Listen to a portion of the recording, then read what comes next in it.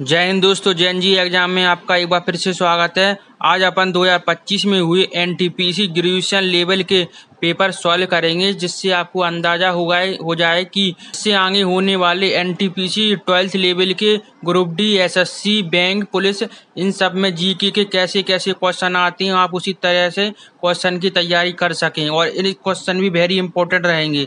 तो चलिए स्टार्ट करते हैं क्वेश्चन। अब वीडियो को लाइक और चैनल को सब्सक्राइब जरूर कीजिएगा, जिससे आपको डेली वीडियो मिले। आज का फर्स्ट क्वेश्चन, भारत में मानव अधिकार संरक्षण अधिनियम कब पारित किया गया है? तो यानी फर्स्ट का राइट आंसर रहेगा ऑप्शन 4, यानी 1993 में मानव अधिकार संरक्षण अधिनियम पारित किया गया था।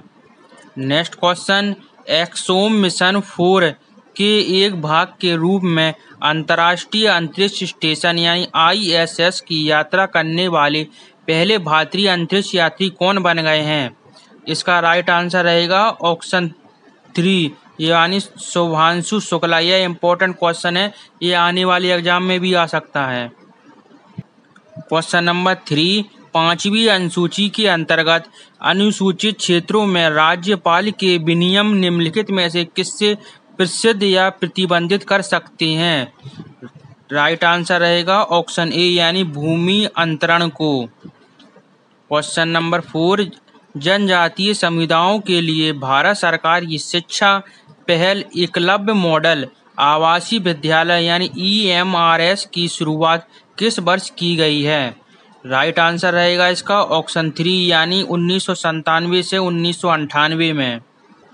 क्वेश्चन नंबर 5, भारत माला परियोजना के अंतर्गत सीमा और अंतर्राष्ट्रीय संपर्क में सुधार के लिए कितने किलोमीटर सड़क का विकास किया जाना है?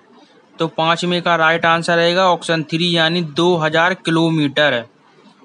क्वेश्चन नंबर 6, 26 मार्च 2025 को भारतीय रिजर्व बैंक यानी RBI द्वारा 8वीं राज्य स्तरीय समन्वय समिति यानी SLCC की बैठक कहाँ पर आयोजित की गई है?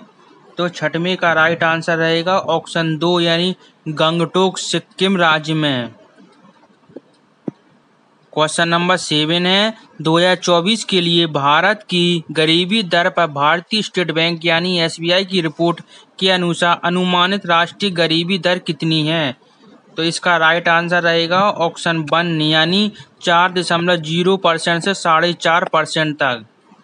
नेक्स्ट क्वेश्चन, मानक ASCII कोड का उपयोग करके कितने अद्वितीय वर्णों यूनिक कैरेक्टर को दर्शाया जा सकता है? तो 8वें का राइट आंसर है ऑप्शन 2, यानी 128। आप देख लीजिए कैसे किस लेवल के क्वेश्चन आ रहे हैं, इसी से आपको उसी लेवल की तैयारी करनी पड़ेगी। क्वेश्चन नंबर 9, 74वें संविधान संशोधन 1992 के द्वारा प्रत्येक राज्य में नगर पालिका चुनाव कराने के लिए किस संस्था की स्थापना की गई है? तो 9 का राइट आंसर ऑप्शन 3, यानी राज्य निर्वाचन आयोग की। क्वेश्चन नंबर 10, निम्नलिखित में से किसे मरणों उपरांत आध्यात्मिकता श्रेणी में 2025 में पद्मश्री पुरस्कार से प्राप्त हुआ है? तो 10 का राइट आंसर रहेगा ऑप्शन 4, यानी लामा लोबजंग को। आप पद्म पुरस्कार, पद्मश्री, पद्म भूषण, ये सब पुरस्कार भी याद कर लीजिए, इनमें से भी एक क्वेश्चन जरूर फंस सकता है। क्वेश्चन नंबर 11, KF-70 एक निश्चित तरीके से HB6 से संबंधित है, उसी तरह KH-12 HD1 से संबंधित है। समान तर्क के अनुसार PL6 निम्नलिखित में से किससे संबंधित है? यह एक रीजनिंग का क्वेश्चन आ गया है। इसका राइट आंसर रहेगा ऑप्शन 3, यानी PL90। क्वेश्चन नंबर 12, भवानी पाठक और देवी चौधराइन निम्नलिखित में से किस विद्रोह से संबंधित लीडर थे? यानी 12 का आंसर रहेगा ऑप्शन 4, यानी फकीर और सन्यासी विद्रोह से। क्वेश्चन नंबर 30, अमाशय में अधिक अम्ल को उदासीन करने के लिए निम्नलिखित में से किस खाद्य का सेवन करना चाहिए? 30 का आंसर है ऑप्शन 4, यानी बेकिंग सोडा का। ये रहा 14 वाला क्वेश्चन, मराठी भाषा की अग्रणी दलित आत्मकथा कृति के रूप में पहचानी जाने वाली कृति बलूटा की रचना किस लेखक ने की है? यानी 14 का आंसर रहेगा ऑप्शन 1 यानी दया पवार जी ने। क्वेश्चन नंबर 50, कंप्यूटर चालू करने के दौरान डाटा को अस्थायी रूप से संग्रहित करने के लिए किस प्रकार की मेमोरी का प्रयोग किया जाता है?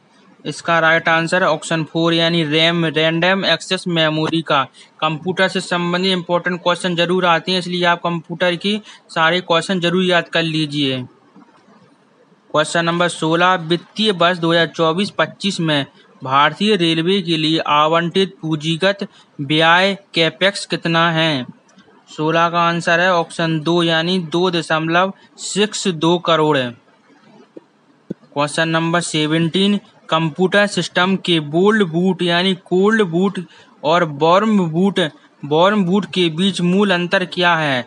17 का राइट आंसर रहेगा ऑप्शन ए यानी कोल्ड बूट ऑपरेटिंग सिस्टम को पावर्ड ऑफ स्टेट से रिस्टार्ट करता है, जबकि वार्म बूट इसे रनिंग स्टेट से रिस्टार्ट करता है।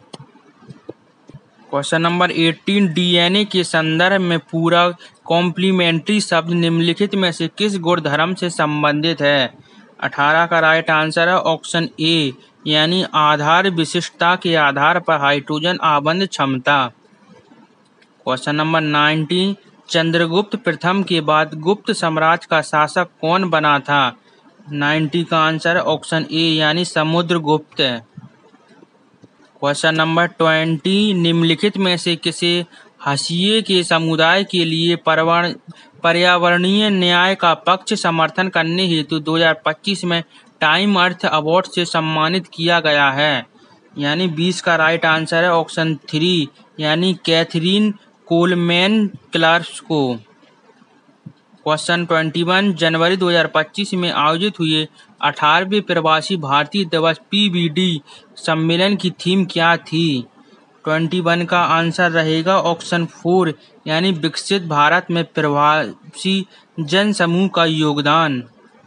क्वेश्चन नंबर 22 रहेगा ये, भारत में प्रवेश करने से पहले शकों को किस आदिवासी समूह ने पराजित किया था? राइट आंसर रहेगा ऑप्शन 3 यानी द यू जिसने। क्वेश्चन 23, भारतीय राष्ट्रीय कांग्रेस यानी INC के से संबंधित में निम्नलिखित में से कौन सा कथन सही है? 23 का आंसर है 2 यानी केवल ए यानी INC की स्थापना 1885 में एलन ऑक्टेवियन ह्यूम ने की थी। क्वेश्चन नंबर 24, 24 जनवरी 2025 में 7वीं PM स्टेक्स बैठक के दौरान चर्चा की गई हीमोफीलिया के लिए भारत की पहली स्वदेशी कैट टी थेरेपी और जीन थेरेपी को किन संस्थानों के विशेषज्ञों द्वारा प्रस्तुत किया गया था? 24 का आंसर रहेगा 24 का आंसर है ऑप्शन 4 यानी IIT बम्बे और सेंट जॉन्स हॉस्पिटल बेंगलोर के द्वारा। क्वेश्चन नंबर अब 25, अहिंसक प्रतिरोध और स्वशासन से सिद्धांत को रेखांकित करने वाली पुस्तक द हिंद स्वराज के लेखक कौन हैं? तो 25 का आंसर रहेगा 4 यानी महात्मा गांधी जी। क्वेश्चन नंबर 26, जब आप विंडो ऑपरेटिंग सिस्टम में फाइल एक्सप्लोर में किसी फाइल को सेलेक्ट करने के बाद डिलीट कुंजी प्रेस करते हैं तो क्या होता है?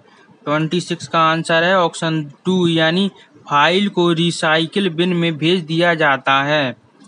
क्वेश्चन नंबर 27, भारत के जनसंख्या इतिहास में कौन सी अवधि मृत्यु दर में तीव्र गिरावट और लगातार उच्च प्रजनन दर की अवधि के रूप में दर्ज की गई है? 27 का है आंसर 1 यानी चरण तीसरा 1951 से लेकर 1981 के बीच। क्वेश्चन नंबर 28, मार्च 2025 में भारत सरकार ने अतिरिक्त खर्च के लिए संसद से मंजूरी मांगी, किस क्षेत्र को वंचित क्षेत्रों में नेटवर्क अपग्रेड करने के लिए धन आवंटित किया गया था? 28 का आंसर है ऑप्शन 2 यानी दूरसंचार को। क्वेश्चन नंबर 29, भारत में 10,000 हेक्टेयर से अधिक कृषि योग्य कमान क्षेत्र CCA वाली सिंचाई परियोजना को किसके रूप में वर्गीकृत किया गया है? 29 का है फॉर लघु परियोजनाओं को। क्वेश्चन नंबर 13, भारत में निम्नलिखित में से कौन सा क्षेत्र 16 वनों के लिए जाना जाता है? तो 30 का आंसर रहेगा ऑप्शन 4 यानी पश्चिमी घाट। क्वेश्चन नंबर 31, यदि किसी नए संस्करण जैसे MS पावरपॉइंट 2021 में बनाए गए MS पावरपॉइंट प्रेजेंटेशन को पुराने संस्करण जैसे MS पावरपॉइंट 2010 में ओपन किए जाने पर क्या होता है? यानी 2021 वाले बनाने पर और 2010 में ओपन करेंगे तो क्या होगा? राइट आंसर रहेगा ऑप्शन 4 यानी फाइल सीमित फीचर के साथ कंपैटिबिलिटी मोड में ओपन होगी। क्वेश्चन नंबर 32, भारतीय संविधान का कौन सा अनुच्छेद है जो मौलिक अधिकारों का उल्लंघन करने वाले कानूनों को स्पष्ट रूप से शून्य घोषित करता है? 32 का आंसर रहेगा ऑप्शन 4 यानी अनुच्छेद 30। क्वेश्चन नंबर 33, बंगाली कवि यानी जीवानंद दास को किस लोकप्रिय उपाधि से संबोधित किया जाता है? 33 का आंसर रहेगा ऑप्शन 2 यानी रूपसी बंगलवार कवि। Question number 34, future of jobs report 2025 के अनुसार निम्नलिखित में से किसे 2030 तक व्यवसायों के लिए सबसे अधिक परिवर्तनकारी प्रवृत्ति के रूप में पहचाना गया है? 34 का आंसर ऑप्शन 1 यानी डिजिटल पहुंच और व्यापक बनाना। क्वेश्चन नंबर 35, किस कथन में की गई समीक्षा संसदीय प्रणाली में शक्तियों के पृथक्करण के सिद्धांत से विचलन पर प्रकाश डालती हैं? 35 का आंसर है ऑप्शन 2 यानी राष्ट्रपति का प्रधानमंत्री पर पूर्ण नियंत्रण होता है। क्वेश्चन 36, मुख्य भूमिगत भारत यानी मेनलैंड इंडिया में किस राज्य की तटरेखा सबसे लंबी है? यानी 36 का राइट आंसर ऑप्शन 2 यानी गुजरात राज्य की। क्वेश्चन नंबर 37, वक्फ संशोधन अधिनियम 2025 ने वक्फ बोर्ड की संरचना में कौन सा महत्वपूर्ण परियोजना पेश की है? 37 का राइट आंसर ऑप्शन 2 यानी राज्य वक्फ बोर्ड का उन्मूलन। यह वेरी इंपॉर्टेंट क्वेश्चन है, वक्फ से जरूर क्वेश्चन फंस सकते हैं, इसलिए आप वक्फ बोर्ड की पूरी तैयारी कर लीजिए। क्वेश्चन नंबर 38, 2025 में किस भारतीय राज्य ने अवैज्ञानिक खनन पद्धति पर 1 दशक के प्रतिबंध के बाद वैज्ञानिक कोयला खनन शुरू किया है? 38 का राइट आंसर है ऑप्शन 2 मेघालय। यह करंट के इंपॉर्टेंट क्वेश्चन आ रहे हैं, इसी चैनल पर डेली करंट अफेयर की वीडियो आती है, तो आप उनको भी जरूर देखिए जिससे आपके करंट के सारे क्वेश्चन कंप्लीट हो जाएं। क्वेश्चन नंबर 39, प्रधानमंत्री आवास योजना यानी शहरी के तहत 2023-24 तक भारत बनाए जाने वाले घरों की लक्षित संख्या कितनी है? 39 का आंसर है ऑप्शन 3 यानी 1.89 करोड़।